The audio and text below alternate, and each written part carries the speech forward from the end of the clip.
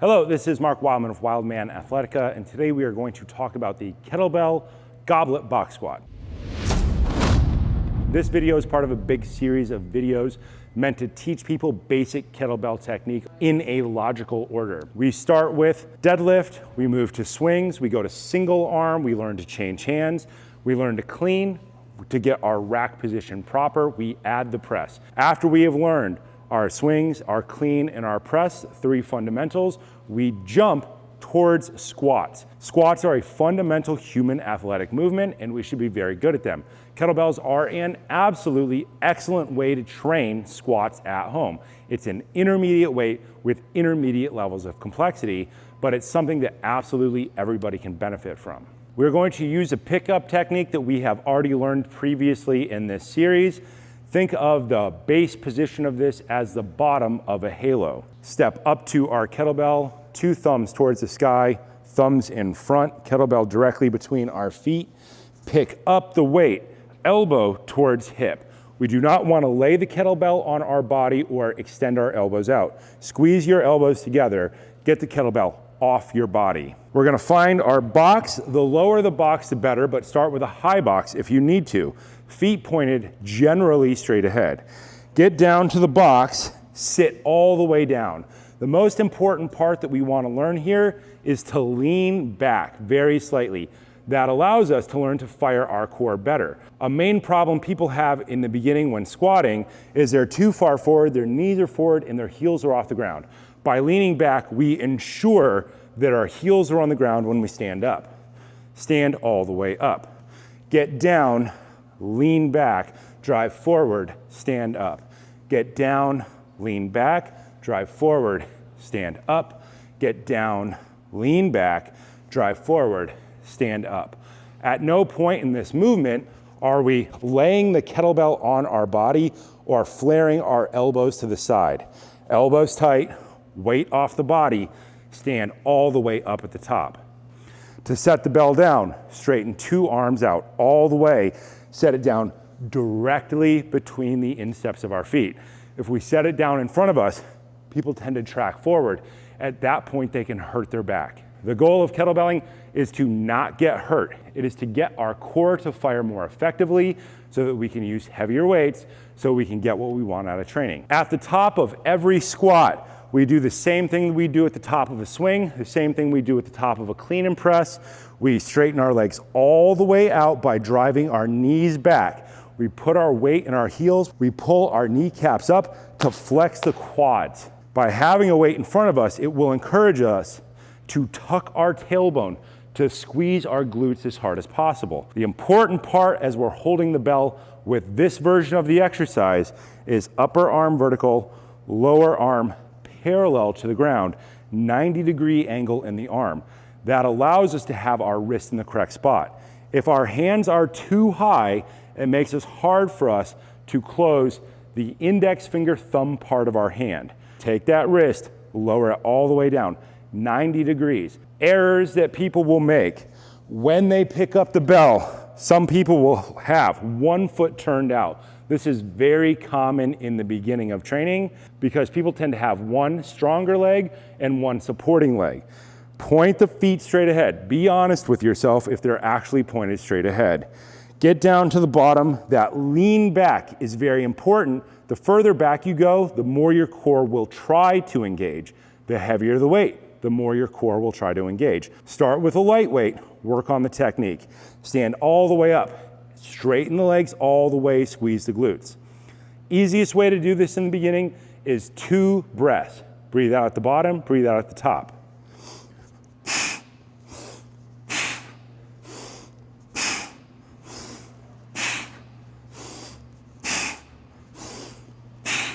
If you're doing this exercise with a heavy weight, you'll probably inhale at the bottom, exhale at the top.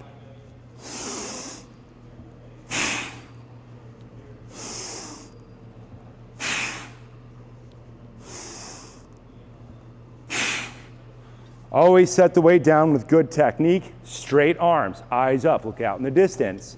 Set it down directly between the feet. In the beginning, this tends to be taught as an EMOM. Every minute on the minute, you would do, say, 3 to 5 reps.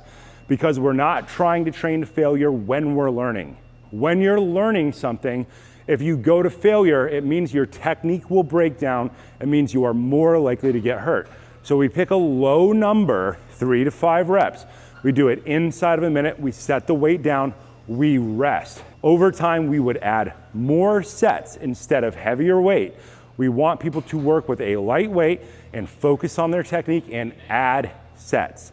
That way the intensity stays the same because we're not adding more reps. That way people can focus on the technique, they can get better, so eventually they can go up to heavier weights with good technique. This is Mark Wildman of Wildman Athletica, and today we are going to do a kettlebell goblet box squat with a single direction halo. We learn how to deadlift, we learn how to swing, then we learn how to clean, then we learn how to press. After that, we work on our squat technique. Kettlebell squats are varied, but we like to start with a goblet squat first because it is the simplest. With this drill, we are going to take a goblet box squat, squatting to a target so that we can sit down, lean back, and engage our core.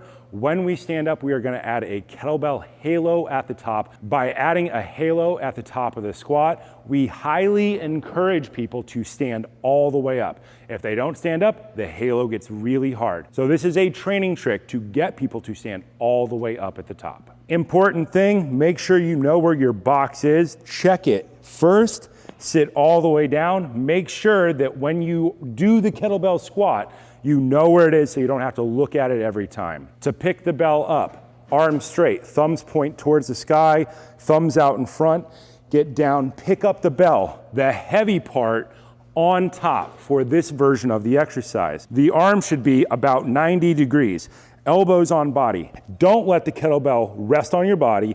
Don't flare your elbows out. Elbows together, push the weight off your body.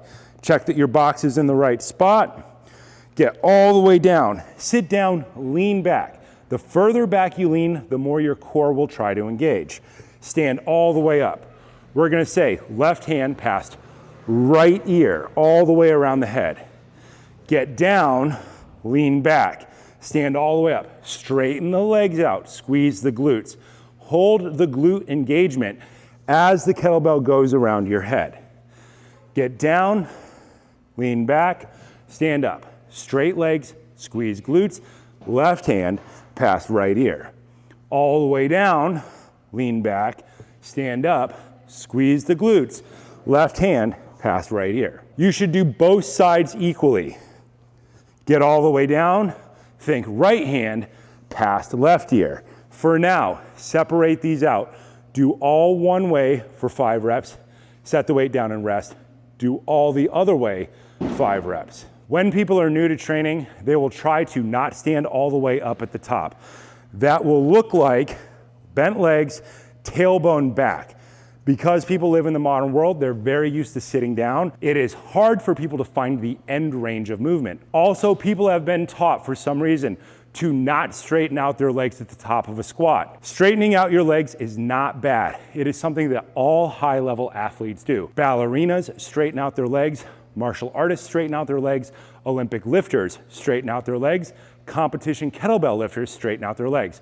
Straightening out your legs is not bad, but people have been told it's bad, so they try to avoid doing it. This drill is meant to help us get out of this position, straighten our legs out, tuck our tailbone underneath. In the beginning, people will try to duck their head under the weight to try to not move the weight all the way behind them. People are trying to not stand all the way up. The goal is straighten the legs, tuck the glutes, stand all the way up, head, eyes up the entire time.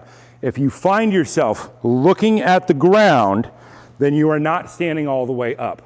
Eyes straight ahead, all the way around the head, stand all the way up. Keep the glutes squeezed when the weight is behind you. Drive your rib cage down. If your rib cage lifts and your tailbone tucks out, you will probably feel your lower back be generally uncomfortable. Squeeze the glutes, eyes up, all the way around. The goal of all basic kettlebell training is to teach you how to stack up your bones so that you have structure. Then you build reps and you learn to breathe. Structure, breathing, and movement build endurance. Endurance weightlifting is an excellent way to build your general physical preparedness which will allow you to do more advanced types of athletic training in the future. Hello, this is Mark Wildman of Wildman Athletica, and today we are going to do a goblet squat and a goblet halo squat. This video is in the squat series. We started with a goblet box squat where we sat down to a target and leaned back to make sure our core engaged. Then we went to a goblet box squat with a halo at the top to encourage people to get down low, fire their core, and stand all the way up at the top. With these two exercises, we are going to remove the box from the equation because you have been prepped to lean back by using the box. Step up to your kettlebell, 2 feet pointed generally straight ahead. We want to point our feet straight ahead with these goblet squats because they are an intermediate weight and they will eventually transition into stepping movements, and we don't want to have to shuffle our feet in future exercises. Thumbs point toward the sky, thumbs point straight ahead. Pick up the bell, heavy part on top. Squat down, elbows track inside the knee, and lean back, lower and lower and lower. The point of holding the kettlebell this way is it allows you to lean away from the bell to get your tailbone closer to the ground. Stand all the way up at the top, straighten your legs, squeeze your glutes, elbows pinned to the side. Do not let the kettlebell rest on your body. Elbows together, push the weight off your body, get down, elbows track inside knees, lean back, back, back, stand all the way up. Straight legs, squeeze glutes. Get down, elbows inside knees, lean back, eyes straight ahead. Try to make your spine as vertical as possible. Lean back away from the weight, stand all the way up. Straighten the legs all the way out, drive your heels into the ground, squeeze the glutes. Set the kettlebell down with good technique. The most important thing is that the elbow tracks directly to the inside of the knee. The elbows will push out on the knees and you can squeeze the knees in on the elbows. What we're trying to avoid here is knees collapsing in. Put the elbows inside and push out. Now let's add the halo at the top. Step up to your bell, feet shoulder width apart. Natural standing posture at the top is what we are looking for. Pick up the kettlebell, heavy part on top. Get down, elbows inside the knees, lean back. If you're still not standing all the way up, with a light weight, you can add the halo at the top. Squeeze the glutes, eyes straight ahead, go all the way around. Get down, elbows inside knees, sit back, back, back, further each time. Your toes might even lift off of the ground. Stand up, go past the other ear with your glutes squeezed. Get down, elbows inside knees, literally push inside the knee right there, not close to your groin, out on the knee so that you can lift your chest up and have the best possible posture. Stand all the way up, squeeze the glutes, go all the way around the head to help you learn to stand all the way up. The problem that most people have with the squat is that they don't go down low enough, their body is tipped forward. This exercise helps us lean away from the weight to get lower and lower and lower. This is the natural range of movement for a squat, and we want to avoid any of this high stuff with a kettlebell. With this squat, we are trying to mimic our full natural human range of movement. When we stand all the way up, the goal is to straighten our legs, drive our hips forward to squeeze our glutes. If our glutes are not on at the top, we have not completed the rep. Set the kettlebell down with good technique. There are different types of squats for different implements. Barbell squatting is different than kettlebell squatting. They can be generally similar, but the kettlebell squat is the easiest one to restore full natural human range of movement. You should be lower than me. I've had a bunch of knee surgeries, so my knees don't flex all of the way. But if you don't have knee surgeries, eventually we would like you to lean back so far that your tailbone touches the ground. That is what we are looking for with this exercise. We call this tailbone to grass, tailbone all the way down until it touches the ground. The heavy part on top is important for this. It allows you to lean back against the weight. There are other types of kettlebell squats that are done in other systems of training like CrossFit, but this is the one that I like to teach first because it encourages people to get lower in their squat and get full range of movement. This then eventually translates into rolling movements and get-up movements. The greater the range of movement in your squat now, the easier it is to learn more advanced athletic movements in the future. The non-halo version can be done forever, and you can use heavier and heavier weights with it. With an intermediate kettlebell weight, you can add the halo, but it gets really hard to add the halo above, say, 40 kilograms. That gets really heavy, and then you default to just doing the goblet squat with the weight out in front. You can repeat this exercise forever, and you can ramp this exercise up until you get to 48K kettlebells and even above that with the basic goblet squat technique. Because the kettlebell is in front of us, it will force our core to fire no matter what. That is the point of kettlebelling. It forces involuntary core contraction, which is something that everybody needs to improve in the modern world. This is Mark Wildman of Wildman Athletica, and today we are going to work on a kettlebell single side rack front squat. All the drills that we have done so far is to get us ready to do this drill today.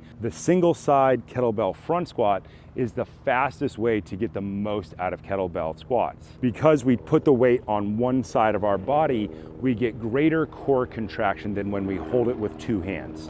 Step up to our kettlebell. Kettlebell handle will be perpendicular to the line of our body. Let's pick the kettlebell up with two hands for now so that we can make sure that we are in our correct rack position. This is incredibly important to all kettlebell movements. We want to make sure we're practicing this with good technique every time. The L of our hand goes to the corner of the kettlebell, no gap between our hand and the bell. The handle should be down at a 45-degree angle. We want elbow, wrist, and fingers in a vertical line. We don't want to have our wrist bent or our elbow out. Grab the elbow, pull it in, bring the elbow close to hip. Thumb should be at collarbone height. Point 2 feet generally straight ahead. Stabilize the kettlebell for the first few reps. Get down, elbow tracks inside, the same way we did with our goblet squat. Lean back as far as you can, verticalize the spine, stand all the way up. Straighten both legs out, squeeze the glutes at the top. The glute opposite of the side of the weight is the one that we are most interested in. So take your free hand, reach back, check that glute to make sure it's fully engaged at the top. Get down as low as possible, lean back, stand all the way up. Then extend the arm out to the side, get down, lean back, eyes up, head up, chest up, stand all the way up. Squeeze the quads, squeeze the glutes, drive the rib cage down. Arm out, shoulders square. Get down, lean back, back, back. Stand all the way up. Quad, glute, drive the rib cage down. When you set the kettlebell down, grab with the other hand, straighten both arms out, set it down. We need to do an equal number of reps on both sides of our body. Pick the kettlebell up with the other hand, get in your correct position, hand down at 45 degrees, thumb stays at collarbone height, elbow tracks inside the knee. Get down, lean back, lift the chest up, stand all the way up. Squeeze quad, squeeze glute, rib cage down. Get down, lean back, stand all the way up. Squeeze quad, squeeze glute, drive the rib cage down. Get down, lean back, eyes up, head up, chest up, stand up. Squeeze quad, squeeze glute, drive the rib cage down. Set the kettlebell down with good technique. Usually this exercise is done for sets of 3 to 5 on each side. Do 3, change hands, do 3. Or do 5, change hands, do 5. And then we do this as a volume cycle. This is different than barbell training. In barbell training, you would do, say, 3 sets of 3 or 5 sets of 5, and you would make the weights slightly heavier every time. Most kettlebells are fixed weights, so instead of adding weight, we add sets. We do not add reps. If we add reps, we change the intensity of the exercise. We want to find an intensity, 3 to 5 reps, where we can maintain proper structure and breathing, and then we want to add volume to it. That is a very simple way to get a lot out of training in a short period of time. So it is a high rep exercise, but that gives people a lot of opportunity to learn to endure. That's what kettlebells do better than anything else. They teach endurance weightlifting. The main goal is to get your tailbone down as low as possible, till eventually, if you have uninjured knees, to get your tailbone all the way down to where it touches the ground by leaning back further and further and further. The further you lean back, the more your core will try to contract to hold you upright, the better the overall outcome of the training cycle.